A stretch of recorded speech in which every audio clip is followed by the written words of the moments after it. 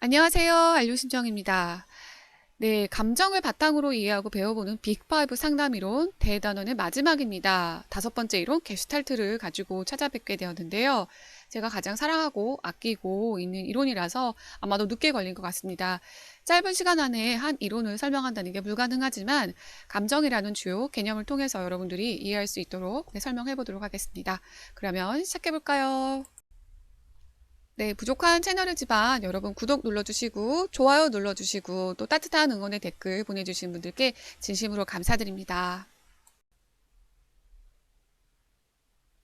네, 여러분 가운데 있는 이 원을 보시고 혹시 떠오르는 게 있으실까요? 잠시만 생각해 보셨으면 좋겠습니다.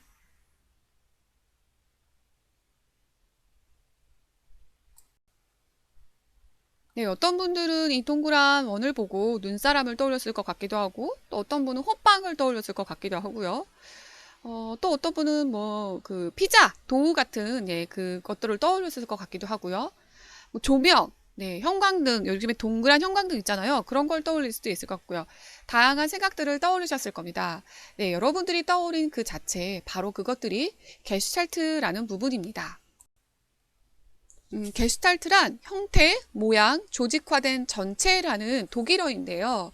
그럼 게슈탈트를 형성한다라는 말은 이 어느 순간에 딱 여러분들이 환경을 또는 어떤 대상을 접한 딱 그 순간, 경험한 순간에 가장 중요하다고 떠오르는 그런 욕구나 감정을 자각해서 전경으로 떠올리는 것을 게슈탈트를 형성한다라고 표현하는데요. 아까 동그란 원을 봤을 때 호빵을 떠올리신 분은 아마 배고픈 어떤 맛있는 걸 먹고 싶은 이런 식욕이 떠올랐기 때문에 동그란 원을 봤을 때 호빵을 떠올릴 수 있다는 겁니다. 또 어떤 분은 동그란 그 원을 보면서 아 저게 은화 뭐 한입 이런 거였으면 좋겠다라고 하는 뭐 생각을 했다 떠올랐다라고 한다면 아 이거는 여러분들이 갖고 있는 어떤 뭐 경제적인 또 물욕이라는 부분들이 어떤 욕구나 감정들이 떠올라서 바로 그것들을 보고 그렇게 떠올렸다는 거죠. 이 게슈탈트는 저마다의 경험, 또 저마다의 욕구, 저마다의 감정에 따라서 서로 제각기 다르게 지각이 될 수 있습니다. 네, 이런 게슈탈트는 특징들이 있는데요. 몇 가지로 좀 추려보겠습니다. 전경과 배경이 있다. 이게 무슨 뜻이냐? 여러분 아시죠? 그림을 보시게 되면 뭐가 전경으로 떠오고 뭐가 배경으로 떠오르냐 이렇게 우리가 판단할 수 있죠. 지금 여러분들이 보시는 화면 속에서 뭐가 전경일까요? 네, 글자가 전경일 수 있습니다. 근데 또 다른 분에게는 옆에 오른쪽에 있는 사진, 네, 제 캐리커처, 네, 그 캐리커처가 전경이신 분일 수도 있어요. 그렇다면 중요하게 생각되는 부분들이 앞으로 튀어나오게 되고 그닥 중요하지 않게 생각하는 부분들이 바로 배경으로 가게 될 겁니다. 여러분들 연애 초반에는요, 네, 사랑하는 연인 외에는 아무것도 안 보일 겁니다. 주변에 뭐가 보이겠어요? 그러면 연인이 전경이 될 거고요. 예, 그를 둘러싸고 있는 부분들이 바로 배경이 될 겁니다. 그래서 내가 어떤 순간에는 이 사람에게 그런 모습을 봤을지라도 배경에 속하기 때문에 별로 중요하다고 생각하진 않았는데 나중에 보니까 그런 것들이 보였어요. 그럼 그 부분이 또 중요하게 떠오르는 전경이 되고 다른 요소들이 배경으로 밀려나 있게 된다라고 보시면 됩니다. 이렇게 게스탈트는요, 중요하다고 생각하는 순간에 또 전경으로 되기도 하지만 또 중요하다고 충족이 되거나 또는 덜 중요하다고 생각했을 경우에는 배경으로 빠지게 되기도 합니다. 네, 그리고 두 번째, 전체로 지각하는 경향이라고 표현을 했는데요. 여러분들이 어떤 그 그림을 봤을 때 완성되지 않은 그림이라 할지라도 그거를 완성된 그림으로 착각하는 경우가 있어요. 예를 들면 삼각형을 봤을 때 그 삼각형이 완전하게 그려져 있는 삼각형이 아닐지라도 그 삼각형을 삼각형으로 생각하는 그런 시각 여러분들 경험하셨을 겁니다. 그림 보시면서 그런 부분들을 생각하시면 됩니다. 비단 어떤 그 시각적인 부분에 해당되는 건 아니라 하더라도요. 여러분들이 그날 하루 종일 무언가 이제 나쁜 일이 별로 안 좋은 일이 한 가지가 발생을 했어요. 그럼 때 여러분 하루를 마무리할 때 어떻게 말합니까? 오늘 하루 잡쳤어. 오늘 하루는 정말 고된 하루였어. 이렇게 표현하겠죠. 고된 시간은 뭐 한두 시간 정도였을 텐데 그 하루를 전체로 고된 하루였다라고 지각하는 경향을 말합니다. 세 번째, 게스탈트는요, 현재의 욕구를 바탕으로 해서 형성이 됩니다. 그러니까 여러분들에게 지금 만약에 배가 고프다. 그러면 아까 말했던 그 동그란 원이 호빵으로 보이고, 아, 내가 지금 굉장히 돈에 굶주렸다라고 생각하면, 네, 금액과 관련된 또는 뭐 돈과 관련된 부분, 모습으로 보일 수도 있습니다. 제가 가끔 이렇게 스터디를 하면서 게스탈트 이론 설명드릴 때 제가 이제 흰 봉투 안에 무언가를 넣어서 여러분들한테 드립니다. 그 흰 봉투 안에 뭐가 들었으면 좋을까요? 라고, 뭐가 들었을 것 같으세요? 라고 물어보면 어떤 분은 돈이 들었으면 좋겠다라고 얘기하시고, 어떤 분은 손편지가 들어있을 것 같다라고 얘기하시고, 어떤 분은 대학원 합격 뭐 팁, 노하우 막 이런 게 들었으면 좋겠다라고 얘기하시는 분들이 계세요. 바로 다 제각기 갖고 있는 현재의 욕구를 바탕으로 해서 게스트랄트를 형성하기 때문에 그 반영이 되어 있는 결과들이 다 다르다고 합니다. 네, 네 번째, 미해결된 상황을 완결 지으려고 하는 경향이 있다라고 얘기했는데요. 과거에 우리가 발생했던 어떤 사건이 있는데 그 사건에서 우리가 하고 싶었던 어떤 욕구가 있었을 거 아니에요. 예를 들면 내가 누구랑 뭔가 싸우다가 되게 불쾌한 얘기를 들었는데 걔한테 한마디 확 내질러주고 올 걸 하고 만약에 얘기를 못했다라고 하면은 두고두고 계속해서 생각이 난다는 거죠. 그때 내가 한마디라도 내질렀어야 되는데 그때 이런 말을 했어야 되는데 라고 하면서 계속해서 그 생각들이 떠오른다라는 거예요. 이것은 바로 미해결된 상황을 완결을 지으려고 하는 경향이 있는 게스탈트의 특성 때문입니다. 마지막으로 개체가 저한 전체 맥락을 통해서 이해한다라고 설명이 되어 있는데요. 자, 이게 무슨 뜻이냐면요. 예를 들어서 한 사람의 행동은요, 그냥 그 사람의 전체적인 어떤 뭐 성격이나 기질 뭐 이런 걸로 판단해서는 안 되고, 그 사람이 처해 있는 환경적인 요소들, 상황적인 요소들을 고려해서 이해해야 된다라고 하는 거예요. 예를 들면 어떤 어린아이가 평소에는 뭐 떼를 쓰거나 울거나 그런 친구가 아닌데 자기 편 들어주는 할머니가 있을 때 유달리 막 우는 애들이 있어요. 이런 거는 개체가 처해져 있는 전체적인 상황을 통해서 이 아이의 행동을 이해해야 된다라고 하는 겁니다. 여기 5가지의 게스탈트의 특징이 있는데 이 게스탈트의 특징을 바라보는 것이 아니라 한 사람을 이해할 때 우리는 이러한 특징들을 또 고려하면서 이해해야 된다라고 접근하시면 좋을 것 같습니다.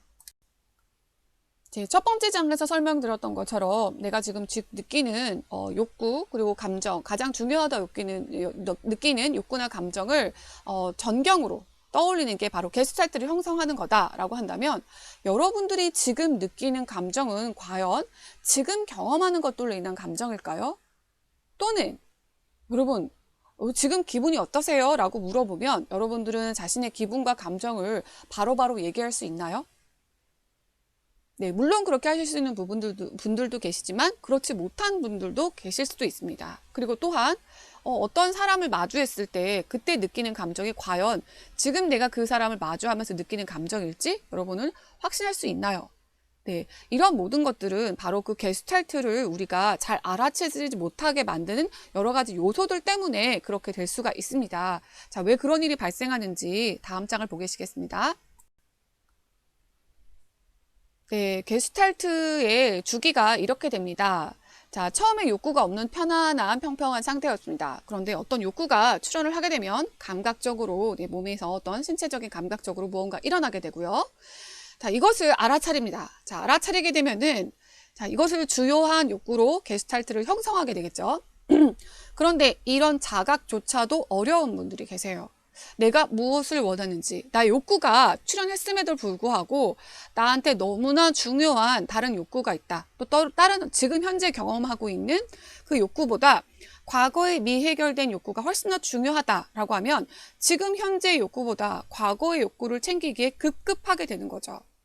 네, 그렇게 되는 경우도 있고 욕구 출현이 발생할 때마다 나의 욕구보다는 부모님의 욕구를 더 중요하게 생각하는 경우 자신의 욕구를 억압시키고 자각하고 알아차리지 못하는 경우도 있습니다.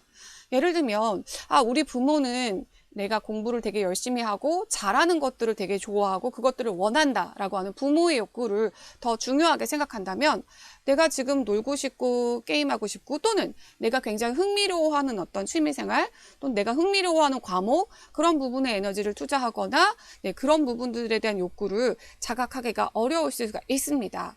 그래서 욕구 출현과 자각 사이에서 또 갭이 벌어질 수가 있습니다. 나의 욕구가 있지만 그런 것들을 알아차려주지 않고 계속 억압하고 눌러놓고 이렇게 무시하게 되면은 나중에는 그 자각조차도 어려운 경우가 발생합니다.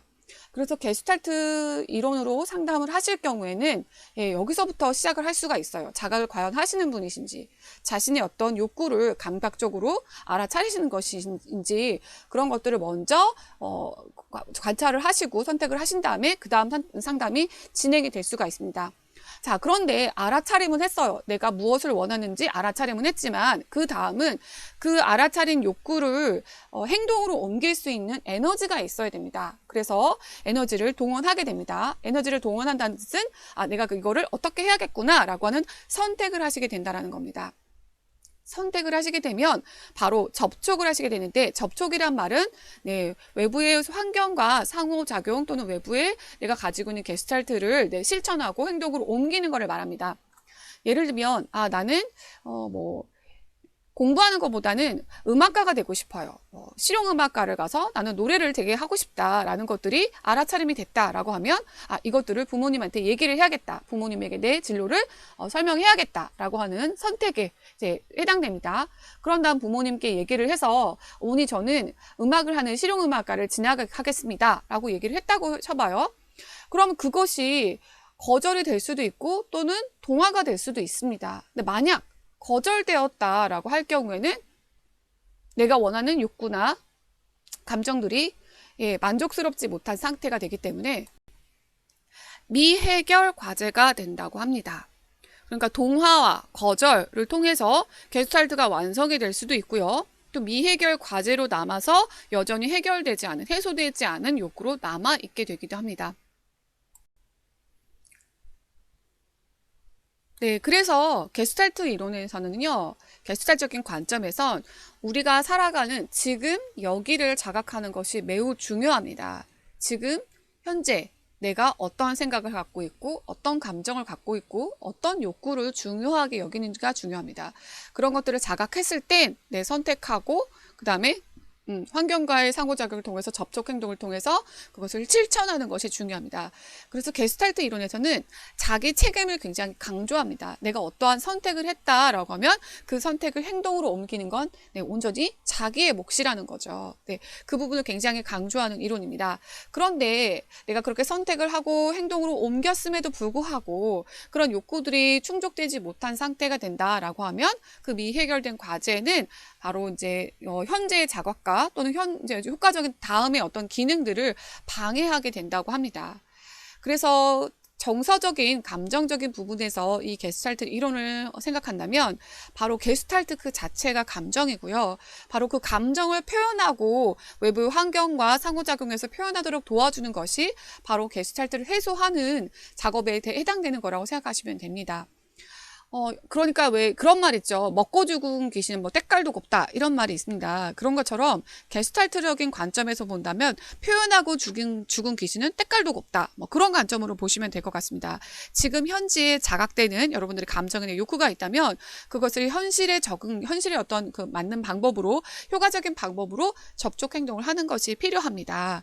그럴 때 필요한 건 자기 책임이라는 부분이 필요하고요. 많은 사람들이 이런 접촉 행동을 두려워하고 무서워할 때가 있습니다. 그럼 두려워하고 무서워하고 회피하고자 하는 그런 부분들은 바로 그 전전에 가졌던 미해결 과제에서 비롯되어 있는 욕구 좌절된 경험으로 인해서 다시 그 경험을 하고 싶지 않은 두려움과 공포감이 있습니다. 그래서 어린 시절부터 양육할 때 이 아이들에게 그 좌절감을 참 잘 극복하고 지지받고 이렇게 위로받게 해주는 그런 환경이 매우 중요한 것 같습니다. 어떤 결과적인 부분에서 실패했다 할지라도 주변인들이 굉장히 지지해주고 사랑해주고 아껴주고 보호해주는 어떤 감정적인 충족감을 갖게 되면 그 사건에 대한 회의보다는 위로하고 정말 따뜻하게 받아들여졌던 그런 어떤 기억들이 남아있기 때문에 다음에 다시 어떤 시도를 하거나 도전을 할 때 그 따뜻한 기억을 가지고 다시 도전을 할 수 있게 되지 않을까라는 생각이 듭니다. 그래서 게슈탈트 이론 아주 짧게 여러분들과 함께 나눠봤는데요. 사실 이 게슈탈트는 보다 더 복잡하고 어려운 이론이기도 합니다. 그러나 여러분들이 짧은 시간이지만 게스탈트라는 게 내가 가장 중요하게 생각하는 감정이나 욕구라는 것들, 그리고 이것을 해결하는 그 역할은, 내 책임은 바로 나에게 있다라는 거. 그렇지만 내가 이것들을 원활하게 잘 기능하고 자각하고 행동으로 옮기지 못하는 이유는 바로 과거에 해결되지 못한 미해결 과제 때문이라는 거. 그래서 바로 우리 이 미해결 과제 해소가 게스탈트에서 중요한, 게스탈트 치료에서 중요한 핵심이 된다라는 것까지 이해하셨으면 좋겠습니다. 네, 오늘의 내용도 도움이 되셨다면 구독, 좋아요 꼭 눌러주시고요. 심리상담 또는 개인 컨설팅은 제 블로그에 오시면 저 게시글 나와 있으니까 참조하시기 바랍니다. 저는 다른 포스팅으로 또 찾아뵙겠습니다. 여러분 행복하세요.